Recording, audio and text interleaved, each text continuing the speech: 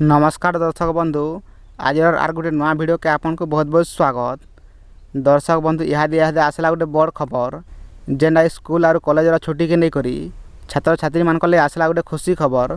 घुचला school खुला तारीख जून मासर 1 तारीख रे खुलवा स्कूल। सरकार कले बड़ घोषणा तो काना रही आज फ्रेश अपडेट वीडियो के निहाती भाई लास्ट तक देखुन सब जानी पारबे।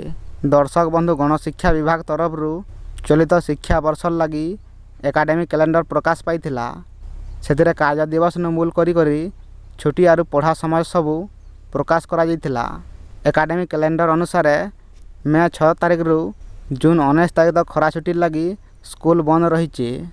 केबे स्कूल खुलवा सेता डेट बढ़ला बोली सब न्यूज मान को आसुचे किंतु सेटा सब फेक न्यूज माने। सोशल मीडिया रे बहुत वीडियो वायरल होचे कि खरा छुट्टी डेट घोचला बोली किंतु सरकार यहाँ तक कैंसी भी घोषणा नहीं करवा ताली जे खरा छुट्टी घुचवा बोली।